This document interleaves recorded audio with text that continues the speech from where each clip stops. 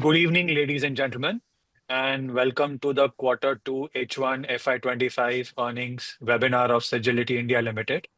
This is Siddharth Rangnekar from CDR India, and I shall be moderating the event today. As a reminder, all attendee lines will be in the listen-only mode, and there shall be an opportunity for you to ask questions after the presentation concludes. Please note that this conference is being recorded. Now, to introduce the management, we have with us today Mr. Ramesh Gopalan, Managing Director and Group CEO, Mr. Pauman Srinivasan, Group Chief Financial Officer.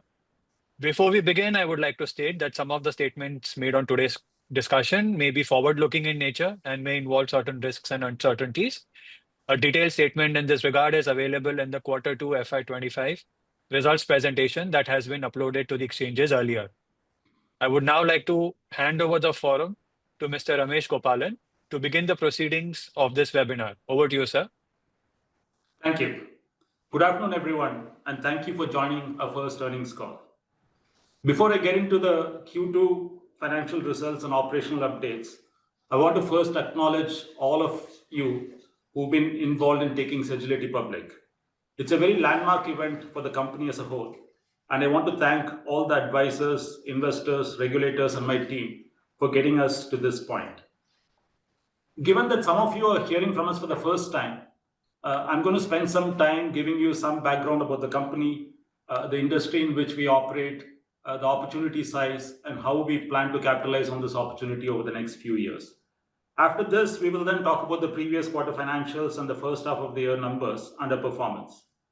As you would have noticed, we've had a strong set of financials for the quarter, and we are very confident about the rest of the year ahead.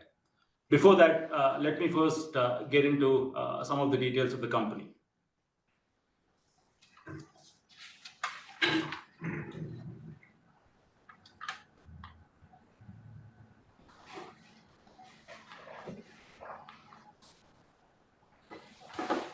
So, as I've told many of you who we met at the roadshows, we are one of the largest pure play healthcare service providers in the US market.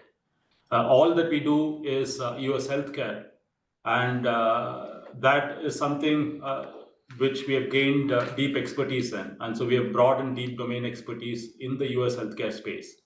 And I'll talk about our service portfolio. Our service portfolio is quite broad and deep.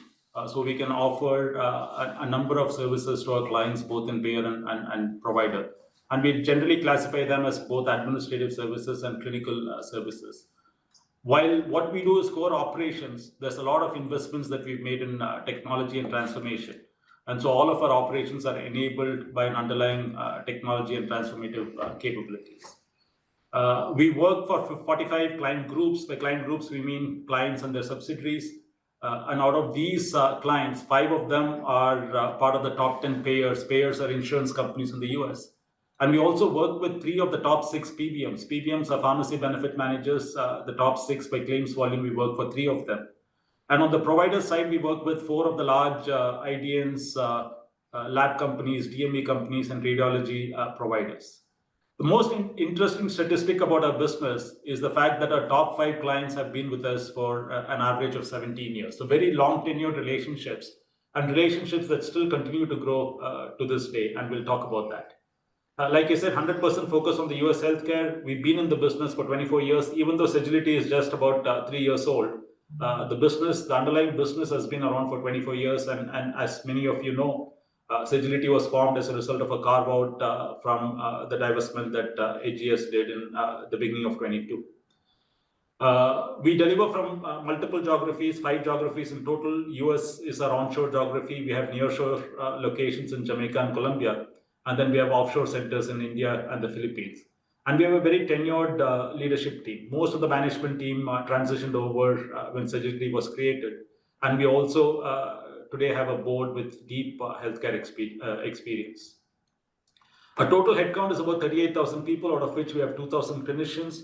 Clinicians include nurses, coders, dentists, pharmacists, and so on. And our financial profile, as we've told you in the past, we've had a consistent track record of growth and profitability. Last financial year, we grew at 12.7%. And our EBITDA margins over the last 2-3 years have been consistent between 24 and 25%. Our adjusted PAT margin last year was 12.4% and a very healthy OCF to EBITDA conversion at 87.2%. And the numbers that you see, 105 claims per million, claims processed and 75 million interactions, just give you an idea of the scale of operations that we currently handle for our clients. And 94% of our headcount is in the offshore and nearshore geographies, and that's another reason why our margins are very healthy. And all of the analysts who track healthcare services, they rate us very highly. So we've been rated in the top quadrants by Everest and its peak metrics, by Avasant in their clinical services transformation. And very recently, ISG rated us as a leader in the GenAI service provider space. And I'll talk about our GenAI capabilities. And our HR capabilities have also been awarded for. And if you look at the all of the awards that we've got, we've been awarded one of the best employers in each of the geographies where we operate, be it India, Philippines, Jamaica, and the US. Now, quickly talking about the industry, US healthcare, a lot of you have asked me why US healthcare and why only US healthcare. But US healthcare as an industry is a very, very large industry. $4.7 trillion is the total healthcare spend, about 17+% of the GDP today, and it's likely to become 18% of the GDP by 2028. And if you look at the per capita spending on US healthcare, US spends the most of all the countries globally, right? So roughly about $12,500 per head, which is 50% greater than the next largest country. So very large overall spends and very large per capita spends as well. And if you look at the specific target market size for us, the core operational spend between payers and providers is roughly about $200 billion as of CY23. And what is outsourced from this is only about 20 odd %. So about 19.5 to 21.5 in provider and a little higher on the payer side. So out of the 200 billion, it's a 45 billion opportunity that's been outsourced so far. And so there's a lot of potential, one, to gain wallet share in this 45 billion, but more importantly, as the offshoring and outsourcing penetration increases from the 200 billion, that gives us a much larger opportunity to grow as well. Quickly on the services, like I said, very broad and deep service portfolio.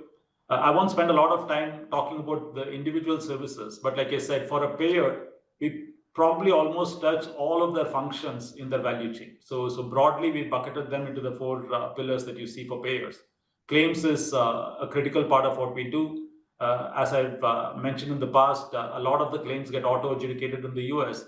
And so the claims that we handle is the fallout from the auto-adjudication queue, roughly about 15 to 25%. A lot of the work around reviews of those claims, rework of those claims, and grievance and appeals, handling of grievance and appeals from lower than desired payment, all of that is part of the claims workflow. Payment integrity is unique to healthcare. So payments that are made can still be recouped if the payer finds that they've overpaid those claims. And so we acquired a company called DCI in the last year. And DCI has given us additional capabilities in the payment integrity space. And today we have the ability to go to clients and essentially recoup overpayments that they may have done. Clinical is another fast-growing area for us. There's a huge clinician shortage in the US. And so a number of our clients who in the past wanted to do some of this work in-house, today are looking at service providers like us to outsource more of the clinical services. And broadly, the work that we do on the clinical side is of two types. How do you control the current clinical spend? And how do you also control the future clinical spend, right? So we control the current spend by something called utilization management, which is prior authorization of services, concurrent review, and even review once the claims are submitted. And then future spend through programs like chronic and complex case management and population health management are some of the initiatives to risk stratify the population and work with our clients to engage with high-risk members so that they don't become high-cost claimants in the future. And then the last pillar is the rest of the administrative activities, helping clients with enrollment, with plan building, with collection of premiums and also managing their provider network. So all of that are the services that we provide. As you can see at the bottom, about 89.2% of our revenues comes from payers. At the balance, 10.8% comes from providers. For providers, what we do is broadly revenue cycle management, which includes the front office, middle office, and the back office.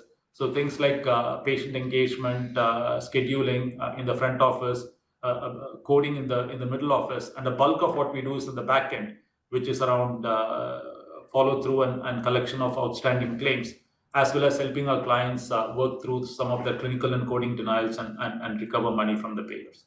And healthcare requires a lot of certifications and accreditations, and we have them across the geographies where we operate. Like I said, technology is an integral part of what we do, and there's a lot of technology that we have invested in and which we deploy in our operations. One is end-to-end solutions that we've built. Like I said, payment integrity is a capability that we acquired, but we've built organically, we built capabilities around utilization management, around another clinical program called Aging in Place. So these are full-blown programs that have a technology backend and services on top of the technology that we take to market.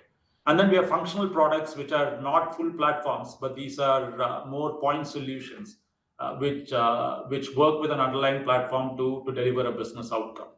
And then across the board in operations, we deploy what we call robotic process automation, analytics, AI. And the objective of all of this is threefold. One, to improve the efficiency, which is the primary purpose of why clients give us work. One is obviously to take out costs, but to also improve efficiencies of their operations. Two, we also increase the accuracy of the work that we do, right? So we sign up to very stringent quality measures.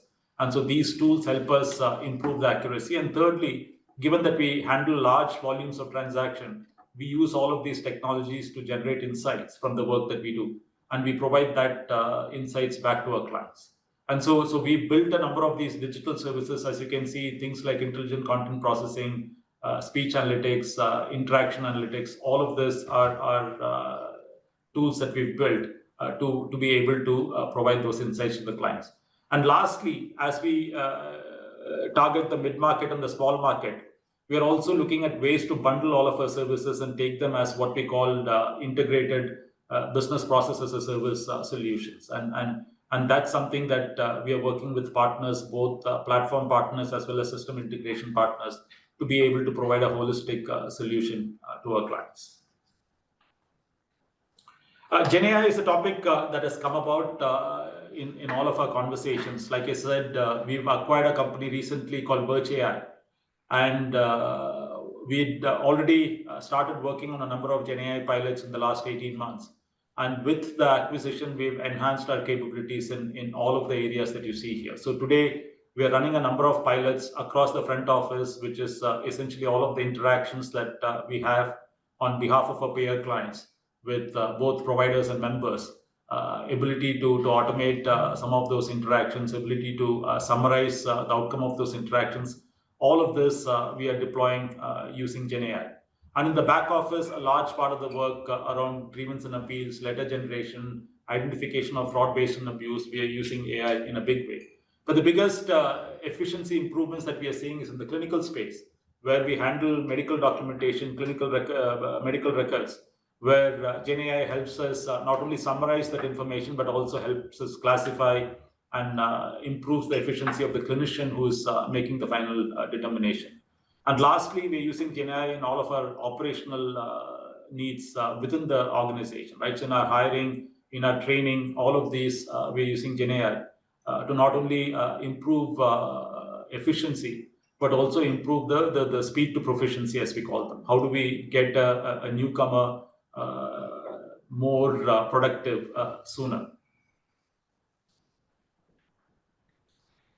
So lastly, in terms of our go-forward strategy, our top clients, we've worked with them for a number of years.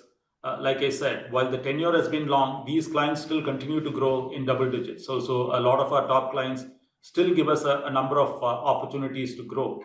And we've done that over the last several years, and we continue doing that. In parallel, what we've also done is invested heavily in the go-to-market team. So the additional mandate now is, in addition to the top clients, how do we penetrate the mid-market and the smaller clients? And we've successfully done that over the last 2-3 years, and the number of client additions is a testament to that. And like I said, we've invested a lot in technology over the last few years, and we continue to invest in technology, not just in building full-scale platforms, but also in areas like Gen AI. And lastly, M&A is a key lever for us to build our capability. So we are looking at two kinds of M&As.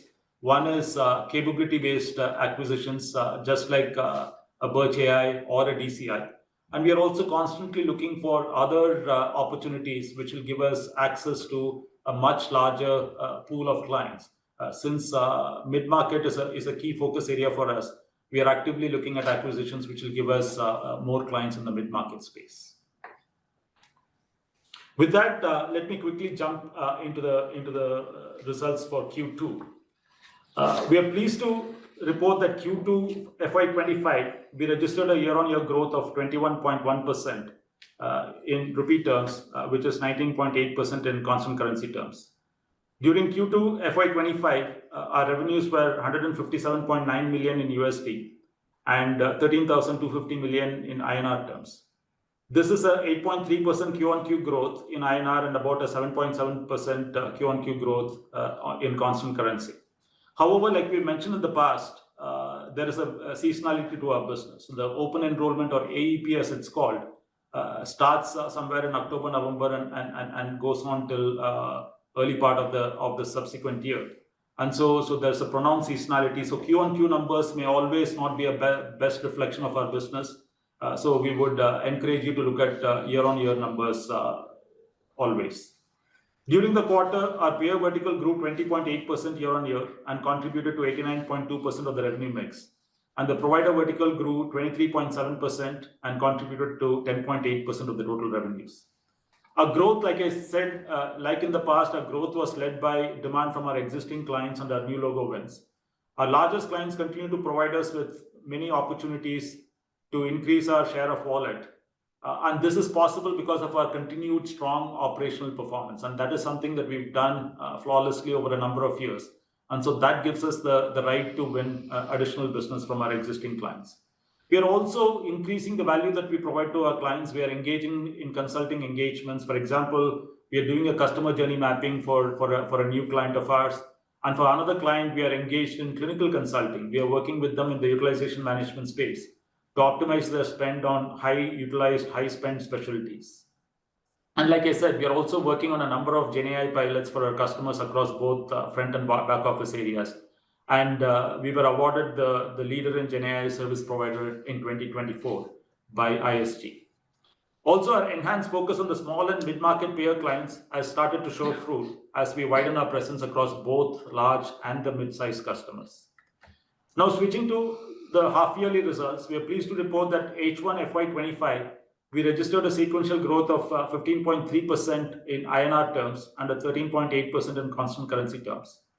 And during the first half of the year, we recorded revenues of $304.5 million US dollars, which translates to 25,484 million in INR terms. Now, switching to margins and operating profits. For the quarter, we delivered an adjusted EBITDA of $40.3 million US dollars, which is 3,378 million in INR terms, which is a year-on-year growth of 22.2%. This reflects an adjusted EBITDA margin of 25.5%.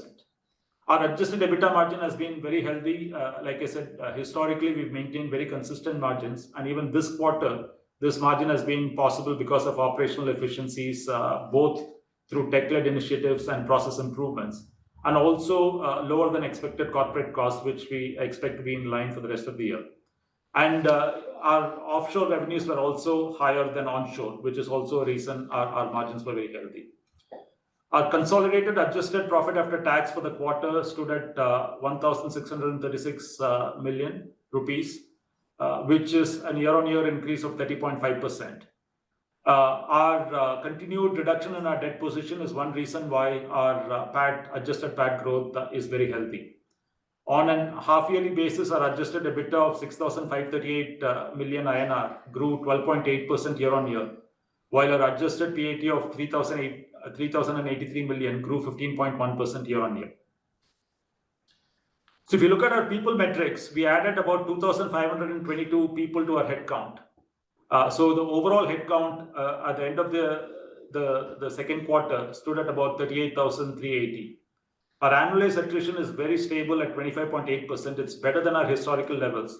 That's thanks to our employee engagement initiatives. And as I showed you in the first slide, we won a number of awards for our employee engagement.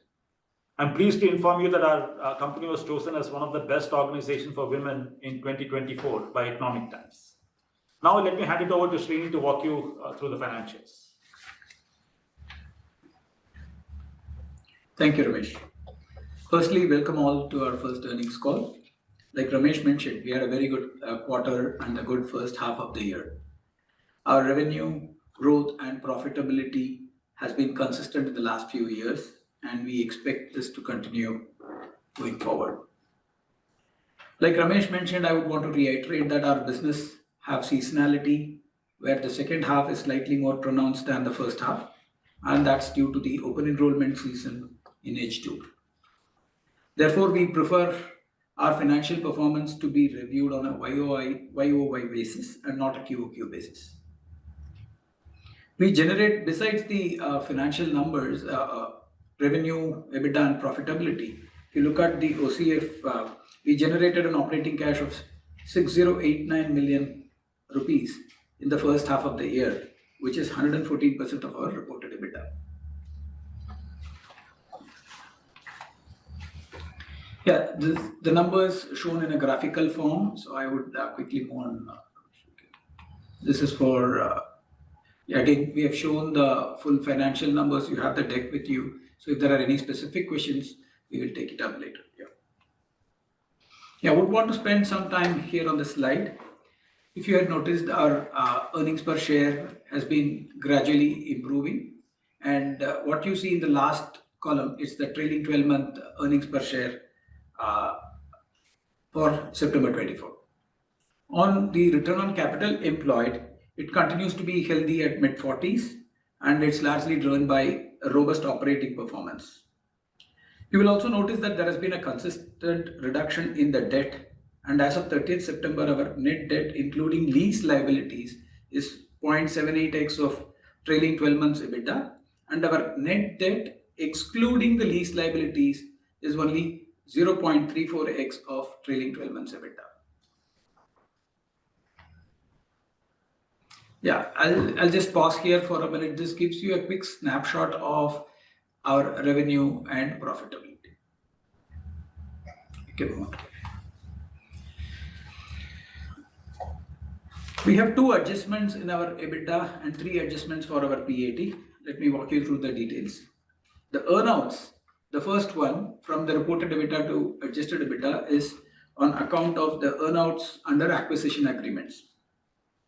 And this is pertaining to the acquisition of the DCI and Birch, the 2 companies that we had acquired in FY24. And these are non-recurring in nature. And FY26 will be the last year for these earnouts. And we have shown the details of what will that charge be in slide 18. Next slide. Sorry. Share-based payment awards which is the second adjustments to the EBITDA, are provided to the leadership team.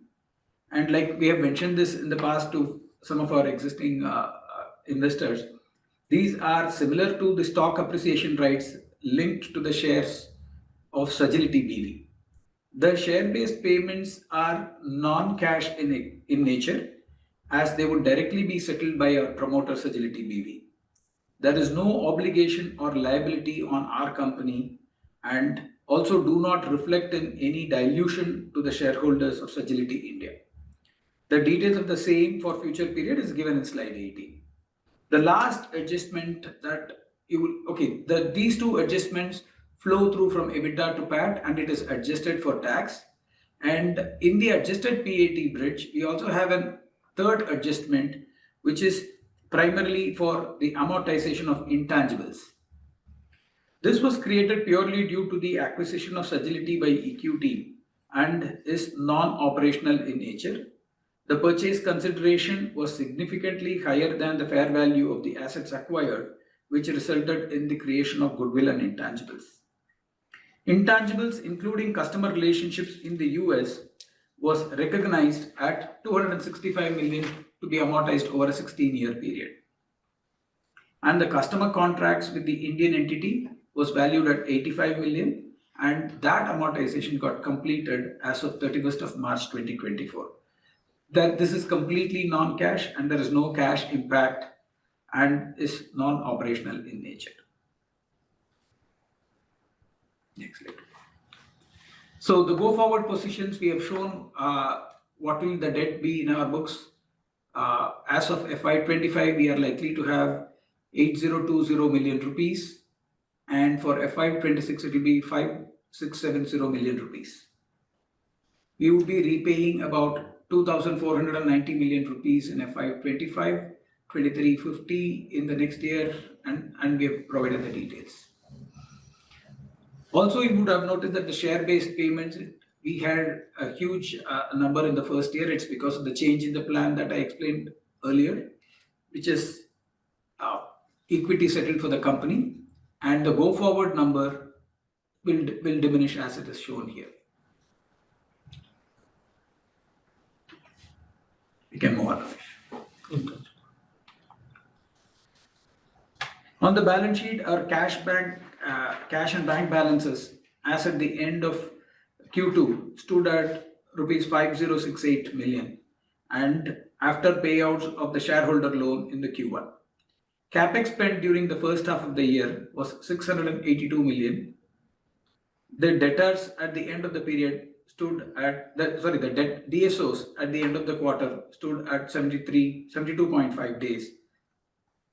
Our strong operational performance resulted in a very strong free cash flow of 101% to EBITDA. So that's the details I've shown in the cash flow slide.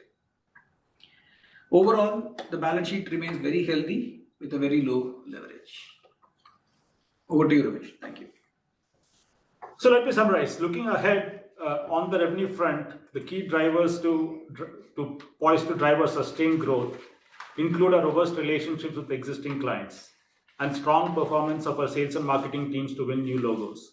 We see incremental opportunity as we focus on small and mid-market segment players, where as a firm, we can provide end-to-end offerings. We expect the growth for the full year ending March 25 to be in line with the growth performance in H1, and our EBITDA margins to stay steady at these levels for the full year. Summing up, we are very well positioned to deliver another strong operational and financial performance and begin our journey as a listed company on a very strong footing. With that, I conclude my presentation and remarks, and I look forward to hearing your comments and addressing your questions. Thank you very much. We will now commence the question and answer session. Anyone who wishes to ask a question may digitally raise their hand. When prompted, announce your name and the name of your company, followed by your question.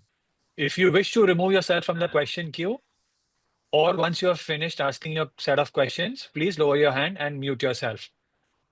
A request, if you could limit your initial round of questions to 2 to 3 to ensure that every participant gets a chance to engage with the management.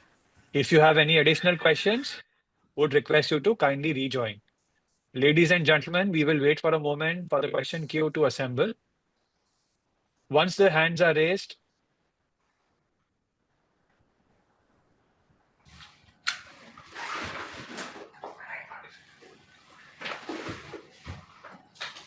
we'll take the first question from Abhishek Kumar of JM Financials. Your line has been unmuted. Yeah, hi. Good afternoon and congratulations, first of all, on your listing and on your first earnings presentation. My first question is on your on the business itself. Your top clients drive a lot of your revenues. And you've said that you still have a lot of opportunities to grow these larger accounts. Just wanted to understand how do you look at mining these accounts? Is it more number of services? Is it more volume that will drive the growth? And also, if you can touch upon the competition in these accounts, who would be the vendor if you were to take market share away from some other vendors in these? That would be my first question. Thanks, Abhishek. Yeah, so good question, right? So, like I said, I'll answer the concentration question also, right? So, if you look at the payer industry, and as you probably know, it's a consolidated industry in the US. The top 10 to 15 payers command somewhere between 60 to 70% market share. And in fact, some of the segments like Medicare and others, you would have even 4 to 5 payers commanding 60-70% of the market share. So our position is also reflective of the market position. So our top clients contribute a large portion of our revenues. And to your specific question, historically, we would have started working for all of these clients in one area. And over the last, 10, 15, 17 years, we have expanded to multiple areas. And as you saw, our service portfolio, we have pretty broad and deep exposure to all of the services for a payer organization. To answer your specific question, we don't do all of the services even for the current set of large clients. So the portfolio that I showed you is all of the things that we do, but we may be doing them for different clients. But for the same client, even for our top client, we probably only do roughly about 80% of the service portfolio that I've shown, right? So there is still opportunity for us to work with each of these clients in areas which we are not supporting them today on. And in a number of cases, they will, for example, clinical, like I said, is an area which has not been outsourced in a big way in the past. And so these are white spaces for even some of our larger clients. And we continue to get opportunities to work on those areas. So most of the growth for the payer space, I mean, while our payer clients may continue to grow, that itself doesn't drive a large part of the growth because the volume growth is not significant. So most of the growth for us from our top clients comes from additional lines of work that we are able to penetrate.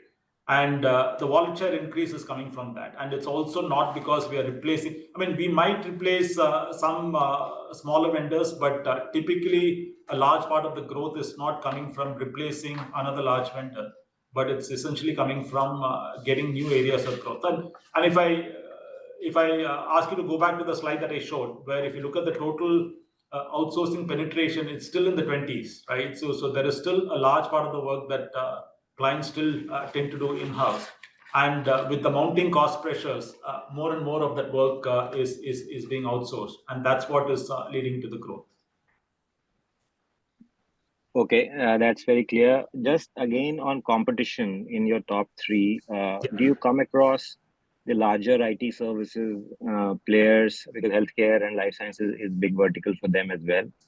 And a lot of those guys are talking about using Gen AI to get into a multi-tower kind of deals that includes BPO and other verticals. So does that pose a competition for a pure play BPO company like us?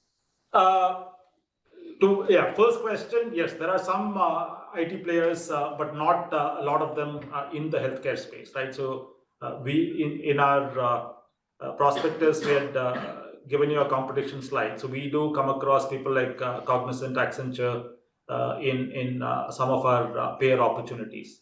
But not all of the Indian IT service players do we see in those opportunities. To your second question, yes, Gen AI is an opportunity for all of us, right? The only differentiation between us and an IT service player is the fact that our domain expertise is far greater than some of the more generic IT services players. So we are not going to market leading with saying that we have Gen AI capabilities and tell us what problem we can solve for you. Rather, because we are running those operations for our clients, we are able to do the pilots in the existing operations that we are currently running, and we are able to show them the benefits and share in the benefits with the clients. So the slide that I showed you where we are running a number of pilots across front office, back office, and clinical work, these are not projects that we are deploying for the client in their environment. These are work that we are doing for them today. And so these deployments are in the operations that we currently handle for them. And so it's a very easy way for us to demonstrate the value that we can bring to the table. And then we have very innovative gain share arrangements with the clients to monetize some of our efforts. There may be one last question, a bit of a macro question. A lot of concerns around, Donald Trump's presidency and his views on life sciences, healthcare, pharma in general. His choice of health secretary as well. I just would like to get your views on how you think that can impact peer industry and us in particular. Thank you and all the best. Yeah, so broadly, I mean, obviously we'll get to know more details, but if you look at it, both the administrations, both the parties focuses on how do we reduce healthcare costs from ballooning, right? So from that point of view, there is no divergence in thinking, and the kind of work that we do, our work for our clients, and I forgot to point this out, is the revenues that we make is part of the non-discretionary spend, right? Because we run core operations for our clients. This is not a discretionary spend that the clients can switch on and off. This is something that they need to spend day in and day out to keep their operations running, right? And so when there is a cost pressure on a client, it makes more sense for them to look at service providers like us, because off the bat we can bring about cost reductions, and on top of that we can bring about additional efficiencies to further reduce the cost, right? So from that point of view, we don't see a major risk to our business directly in terms of any policies. And from a coverage point of view, we are broadly diversified. We operate across multiple segments: commercial, Medicare Advantage, Medicaid, exchange business. And so even if there's a shift of volumes from one segment to another, we have enough experience in handling all of those segments. Thank you, Abhishek. We'd like to move to the next question. We take the next question from Abhishek Bhandari of Nomura. Abhishek, your line has been unmuted. Request you to ask your question. Thank you to the management. My question is related to previous Abhishek's question. If you look at some of the features what Trump made was around reducing the cost around insurance. And during the last few years of Biden presidency, we had seen some leniency in terms of drop in premiums, which almost doubled the enrollment. So the question is, if that were to expire at the end of 2025, how much part of the business is linked to number of enrollments, from this government-sponsored insurance companies? That is the first question. So, you're talking about the exchange business, and government sponsored. Even Medicare is paid. Premiums are paid by the CMS, right? If you look at the exchange business today, the enrollments are I think have grown tremendously in the last 3-4 years, right? We don't think that is going away. And like I said, ultimately the percentage of insured population doesn't differ very much, right?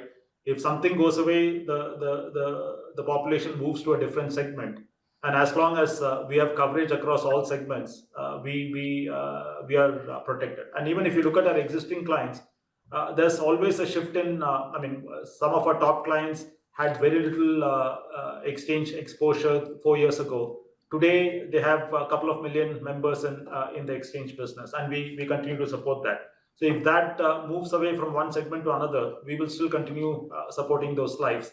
And so we don't really see that as a big deterrent. Got it. Thank you, sir. My second and last question is, around this captives, proliferation in India. Many of the, large US healthcare payers are also opening or increasing their, captive presence in India. Is that in an area which is not currently with us, or do you think there are certain overlaps in the existing business, which may be, moving to this captives if at all they were to grow? Yeah, so couple of large captives that we are aware of are have been done by clients by healthcare payers who are not our current clients. The other conversations that even when we have with our current clients, a lot of them are thinking about setting up more innovation centers in places like India to work on things that they're not comfortable giving to a third-party provider. A number of them are not thinking about setting up captives for core operations, which is what we do for them, right? So we are. I mean, these conversations come up every now and then, even with our existing clients, and we are closely working with them. And in a number of instances, we are even willing to help them set up some of those captives for, like I said, for core innovation or for some of the transformational services that they want to try out internally. All right. So maybe if I can squeeze in one last one. So many of the, IT companies, which also have, BPO arms, they have been talking about huge productivity gains, in the voice-based contact centers, as and when they get automated through Gen AI. So the question for you is, do you also have a point of view on this, and how much part of a business, is that, is coming from this voice-based, contact center in the overall scheme of things? See, the way we would talk about it is when we don't per se talk about it as a contact center, right? So in the overall gamut of things, and let me give you an example, right? So we spoke about claims. So when we handle claims for a provider, let's say a provider submits a claim and I don't end up paying the claim in full, the provider is going to either pick up the phone, call me, do a chat, or send a correspondence appealing the lower payment, right? So that's an interaction that we handle, right? Is that interaction going to be completely automated? For some parts, yes, and we've been helping our clients do that even in the past. For example, we've set up gateways between payers and providers to eliminate those calls and ensure that those appeals are directed in a different channel, right? If you look at the broad interactions that we handle for our clients, both coming from providers and members, yes, there is a certain percentage that we think can be automated. And like I said, some of the GenAI pilots that we are running with our clients today, we are actively looking at what are some of the call drivers that are amenable to automation.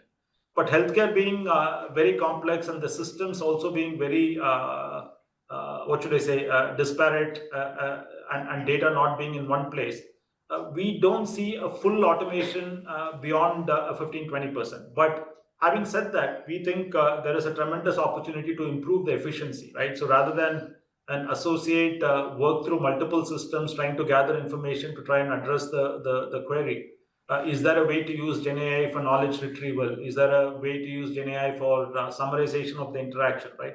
All of these are efficiency levers, which we believe will reduce the total quantum of work that a person needs to do. Thank you for those answers, sir, and all the best. Thank you. Thank you.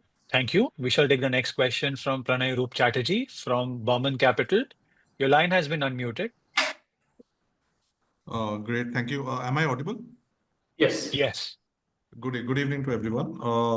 So for my first question is essentially trying to understand the revenue model. So I think we had about 4,800 crores of revenue in FY24.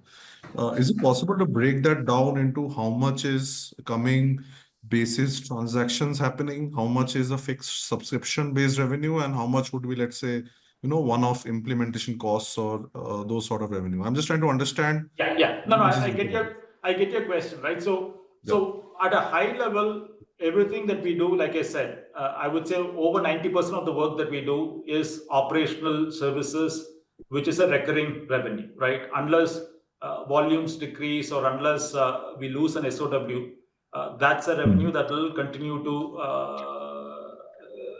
accrue for us year on year. Our contracts are typically 3-year contracts, and like I said, for large clients who've been with us for 17 plus years, we've gone through several renewal cycles of those contracts. So that's point number one. Number two, the models could be very different. We could be paid on an FTE basis. We could be paid on a transaction basis. These are the two most common ways in which we get paid. But there are also models in which we get paid what we call a PMPM basis, per member per month. For some of the work that we do in revenue cycle or in payment integrity, we could also get paid on a contingency model, right? In payment integrity, we get paid a percentage of the recoveries that we make for our clients, right? So while those models also exist, the predominant models are effort-based, which is either an FTE model or a transaction rate model. And in terms of the recurring revenues, like I said, over 90% of our revenues are recurring revenues. Got it, sir. Another question I had, and I had this before the IPO as well, is that obviously because of the transaction that happened in 2021, this entity was incorporated. Is it possible to share the revenue data of probably couple of older years just to see or assess what can be the growth profile of a company in the sector? Because right now the only data we have is to 12-13% for the last year. So maybe FY19 or FY14, if you can share some figures. So, I mean, what I can guide you is AGS as part of discontinued operations after they divested this business. You can get the revenue numbers for a couple of years from there, right? Otherwise, there are no published audited separate numbers for healthcare revenue. Got it. Got it. So if we forget the history and focus incrementally, right? You mentioned this year 15% is something that can be done. So given the strength of given the traction that you're seeing in the market for outsourcing, given the strength of your sales team, is 15% a good number to keep in mind even after this year? Is that a good number? Can it be accelerated? What would the management team be happy with? Look, historically, if I look at the last few years, you asked the revenue question, but I mean, like I said, the management team has been associated with this business for a number of years, right? Even if you go back 3, 4, 5 years, we've always grown in double digits, right? We've grown, I would say, in the low teens to mid teens number, and that's a number that you see us growing this year as well. And like I said, the first half we've grown at that rate, and we are fairly confident of maintaining that trajectory for the rest of the year, right? 2-3 years is a long time for me to give a specific number, but given the fact that we've done double-digit growth in the low to mid-teens, that's a number we are aiming to. And of course, with the increase in investments in the market-facing team and our focus also to penetrate the mid and small market, we could. I mean, the attempt is always to increase the growth number. But if you look at our historical trend, it's been in the low to mid teens. That's very helpful. So my last question is on your margins. Obviously, you mentioned 24-25% has been stable for the last 3 years. Incrementally, you are thinking differently, right? Because historically, we have been concentrated in top 4 or 5 clients, which are the large players. Now, as we penetrate smaller size players and probably their share increases over time, how would it affect our margin profile, right? Is it reasonable to assume that you can maintain it, or is there a structural headwind to it? How should we look at it? So good question, right? So as we focus on the mid market, do we think there is going to be a pressure on margins? We don't think so, right? We think we can maintain similar pricing, similar margins at a client by client level. Having said that, the main factors around margin, if I take a step back and address your question more broadly, is the fact that in our business, there is always an expectation from clients that we will generate additional efficiencies, right? So a lot of investments, like I discussed, in technology is to generate those efficiencies, and a large part of those efficiencies we do tend to pass back to the clients. But there's always an opportunity for us to retain some part of the efficiency because, like I said, I mean, the efficiencies that we pass back to the client could be in terms of a reduction in the transaction price, or it could be a gain share model, which means there's some part of the efficiency that we manage to retain. Whether that efficiency is going to reflect in an increase in margin, or whether I'm going to use that to invest further in technology, that's a management call. And since we've been keeping our margins stable and consistent, we think anything that we can do to continue to invest to grow our capabilities, that is something that we will do and try and keep our margins consistent. Excellent, sir. Great results and all the best. Thank you. Thank you.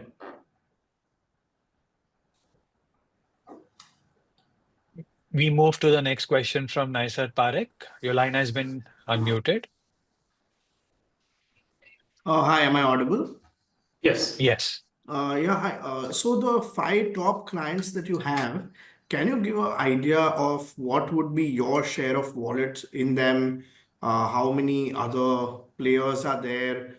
typically? Is it two? Do they divide it between 2, 3 players, and how does that work? And Yeah. secondly, when you win new clients, right? Whose business are you actually winning? Because, like you showed, these are long-term contracts, so it'll be for even your competition. So, how do you win the new clients?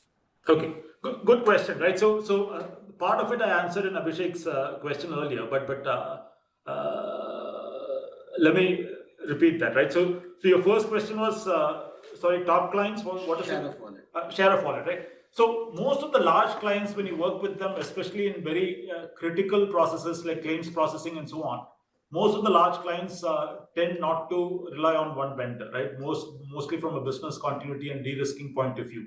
So we will most likely be one of 2 vendors. In some cases, we may even be one of 3 vendors, right? Some of the smaller processes, smaller as in non-critical processes, we may have the 100% wallet share, but the core ones, typically clients have more than one vendor.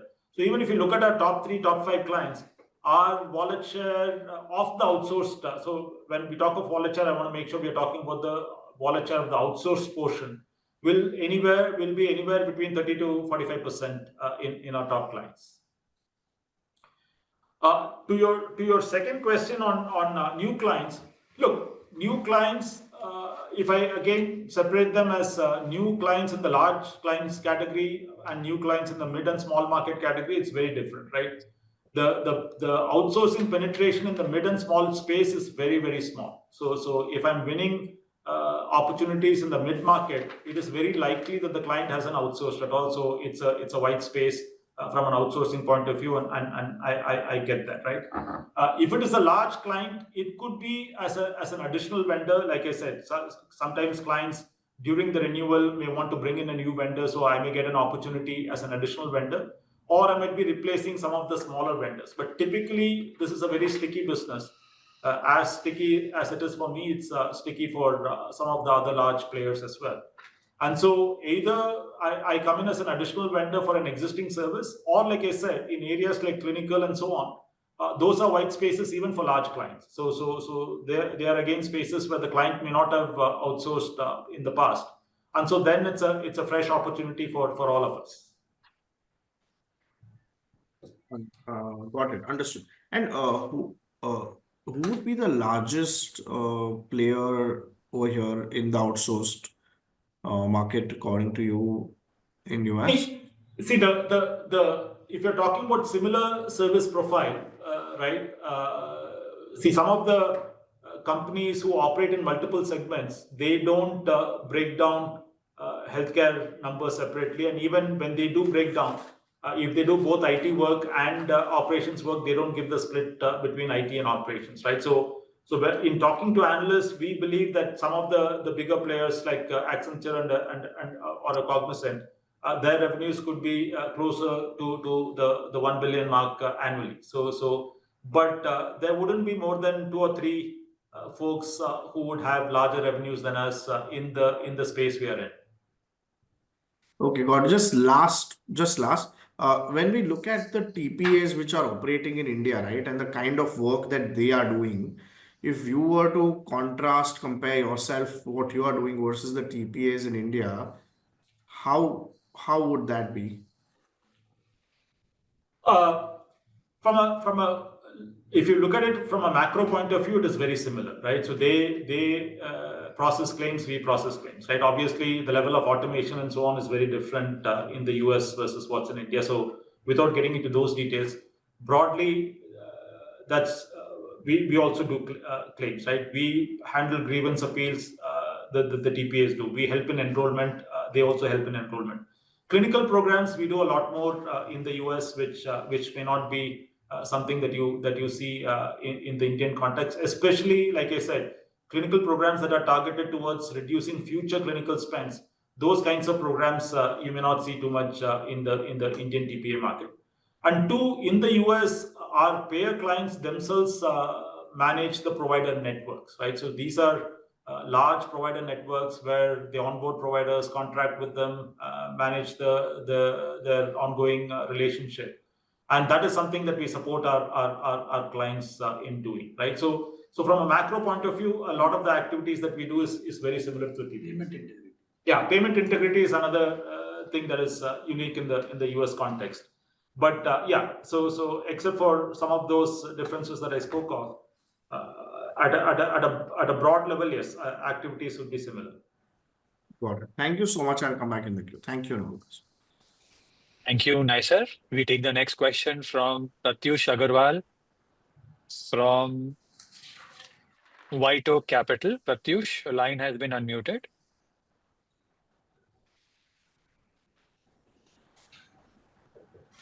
Pratyush, your line has been unmuted.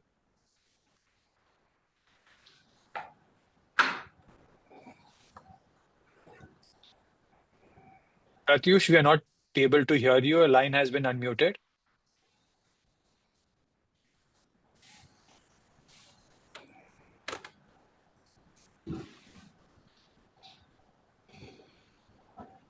As we don't have audio from this line, we move to the next participant. We take the question from Rishi Jhunjhunwala. Your line has been unmuted. Rishi, you may go ahead. Yes, thank you for the opportunity. So just wanted to understand a little bit in terms of your medium-term growth profile, right? So if we look at, you have pretty high client concentration with top three clients contributing probably close to around two-thirds of your revenues. If you look at the industry, the healthcare services outsourcing grows at 8 to 9%. For you to do 13 to 15% kind of a growth rate on a sustainable basis, assuming that your top three clients probably will grow largely in line with, how the industry is growing, given that, your wallet shares are pretty high in those, and there will not be a situation where they will depend on a single vendor. It would typically mean that for the rest of your business has to grow consistently at 20% plus. So just wanted to understand what will drive that growth for the rest of the business. And also if you can give some color in terms of your, say, top three clients, how they have grown over, say, past 3 to 5 years, just a CAGR. Yeah, thanks, Rishi, for those questions, right? So first question, it's a good question, right? I'll answer the second question along with the first, right? If you look at our top three clients combined, I don't have the exact number, but if I look at the last 3-4 years, it would probably be in the 9-10% range combined growth of the top three clients, right? So they continue to grow healthily year after year. It's slightly higher than your 7 to 8%, but yeah, in that range. But to answer your other question, what we are very good at doing is we are very good at farming, right? So even when I open a mid-market client today or any new client today, typically, like I've explained in the past, we get in with 1 or 2 services, and then we are very good at being able to convert that to a third service and a fourth service and so on.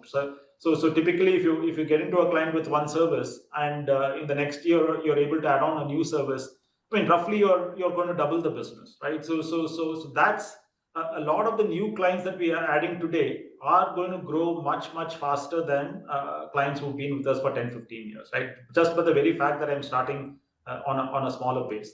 And then we are continuing to also look at more newer opportunities, right? So we are continuing to penetrate mid-market clients, and so both the new engine, new logo growth, as well as farming from the logos that I've opened in the recent past, those numbers are likely to be in the high teens, which is what combined will give a low to mid teens growth.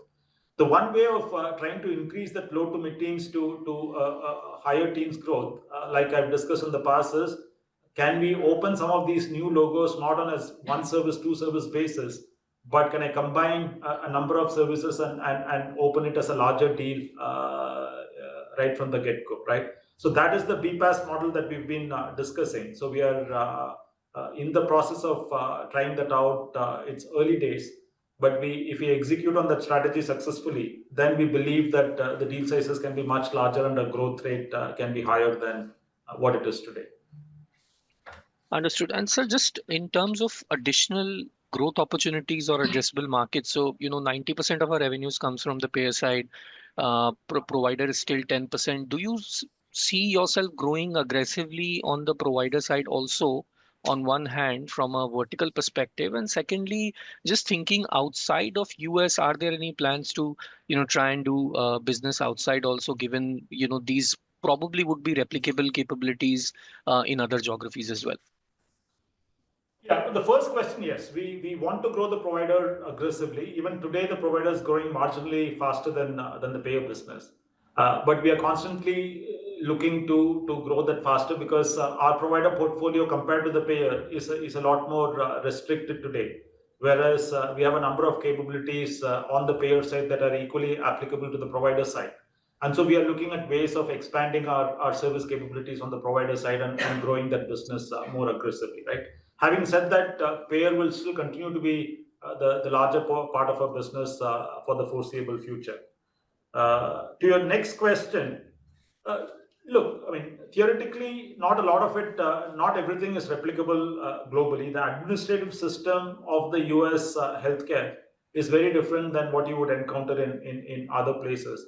But the clinical side, whatever we are doing is equally applicable, right? So that's one part of the response.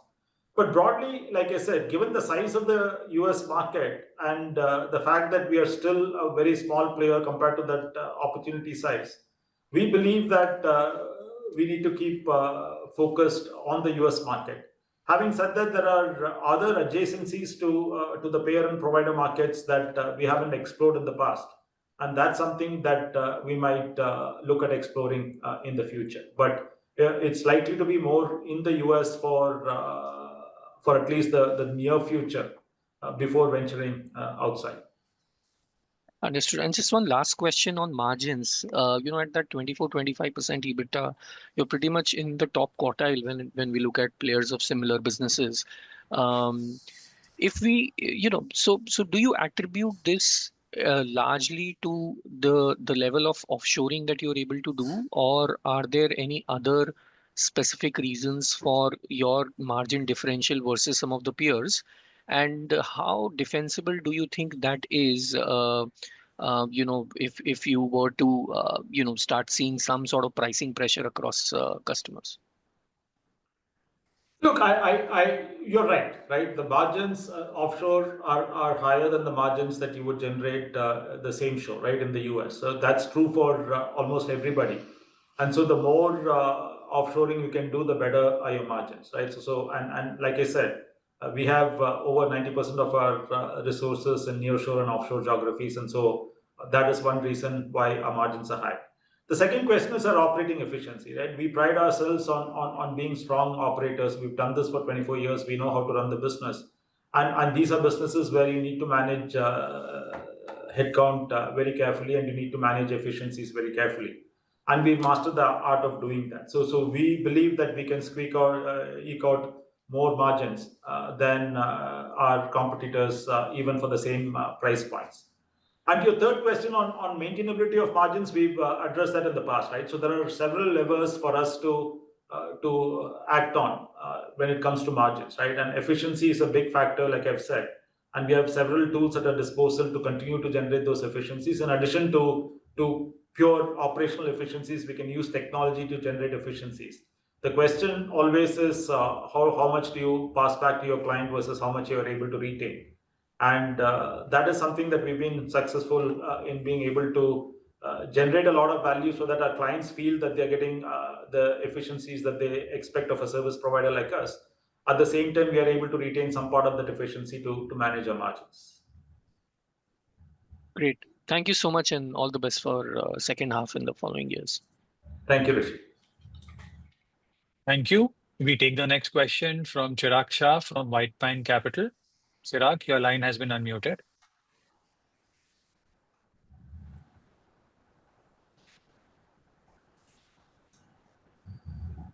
Chirag, your line has been unmuted. You can ask your question.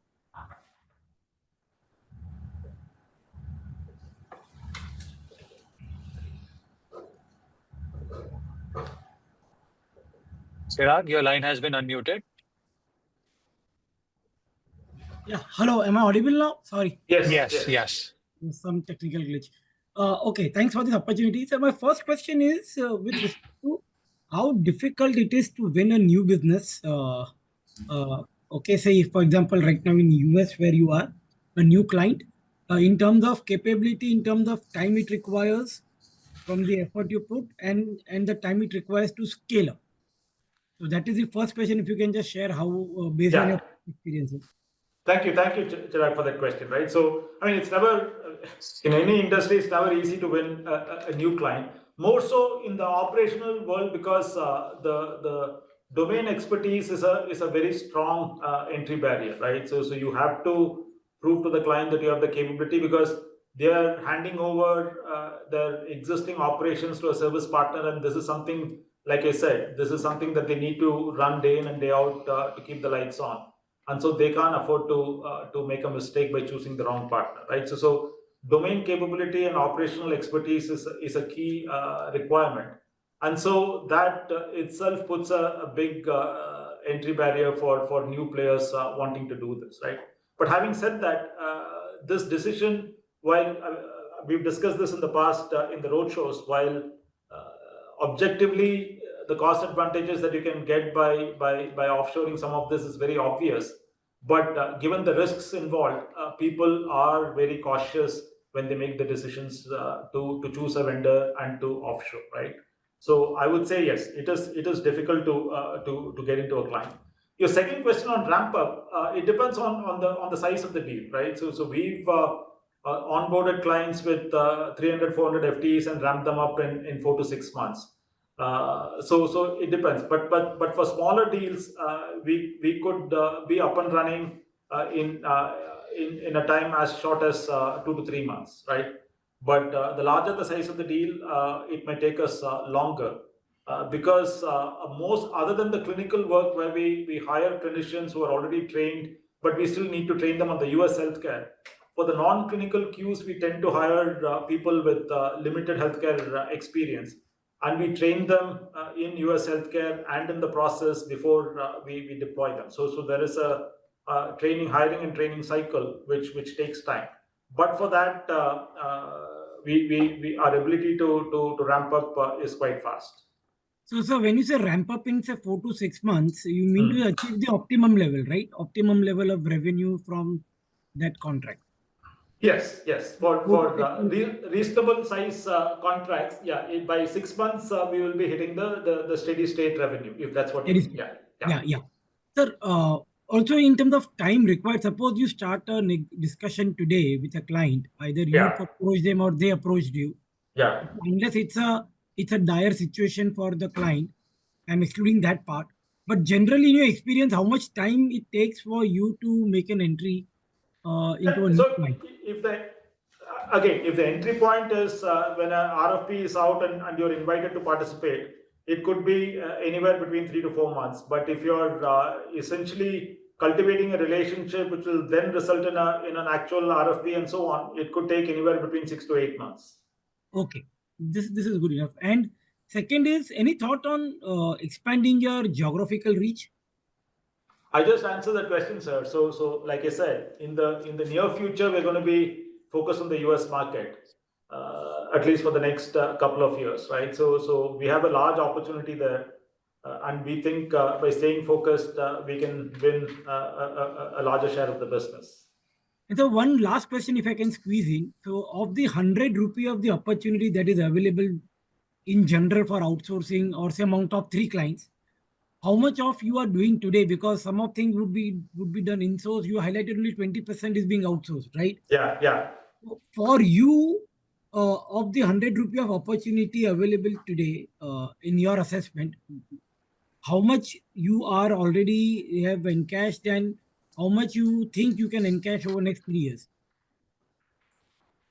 So, if I understand your question, you're asking me for, there are multiple ways to answer that question, right? If you're asking me what's my market share amongst the players with similar services, I don't have an exact number. But like I said, in response to some other question, there are only 2 or 3 players who are bigger than me, right? Okay, no, let me rephrase the question, sir. Let me rephrase the question. I am saying that there's an outsourcing opportunity of, say, you said that today as well as the potential that could be outsourced is 100. You are addressing only 20% as an outsourcer.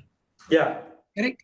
Now, to Yeah. go from 20 to say 40, Yeah. what will it require to fall in place, either for you or for industry? I am putting it either way. Okay. I get your question, right? So the 20 to 25% is an industry average, right? If you look at the different maturities, they'll be different, right? For example, if you classify the market into the large national players and the mid market and the small market, it'll vary significantly. The large guys would have done a little more. They'll probably have a 40% plus penetration, whereas the smaller guys may be in the single digits, right?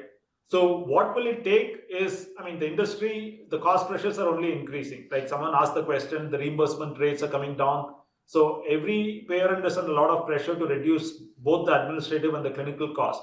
And so and healthcare is a very local subject, right? So historically, people wanted to do this work in house, wanted to do the work in the community.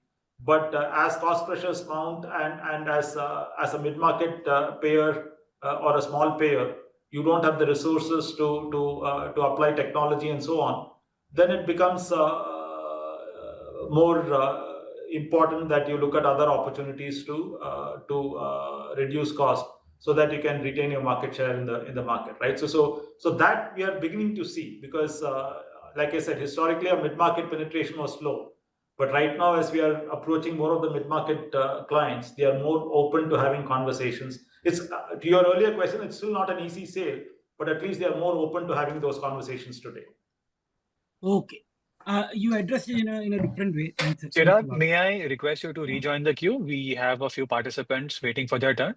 Yeah, I was just thanking them. Yeah, thank you very much. Thank you. Thank you so much. Thank you. We'll take the next question from Pratyush Agarwal from White Oak Capital. Pratyush, your line has been unmuted. Yeah, hi. Congrats on a great set of results. And sorry, earlier there was some audio issue. So my question is, excuse me, on the client additions, right? So, given it's taken, decades practically to build the current client base, the trust, the engagement. So can you talk about what could be a reasonable result in terms of new client additions, say for the next 3 to 5 years, right? What would you say be a reasonable case for new client addition in terms of numbers? So that's a good question, Pratyush. It's I mean, historically also as a company, as a division within a larger enterprise, we were not as focused on penetrating the mid and small clients because we were growing healthily just with the top payers, right? So the focus on the mid and small market started in earnest only about 3-4 years ago, right? So that's point number one. And to your question, what we've done in the last couple of years is indicative of what we think we'll be happy with, right? Anything between 8 and 12 clients a year is a number that we are targeting. If we manage to do better than that, we'll be happier. But that's a number that we are targeting to do. Got it. Thank you for that. And, to an earlier point you were making in terms of engagement, right?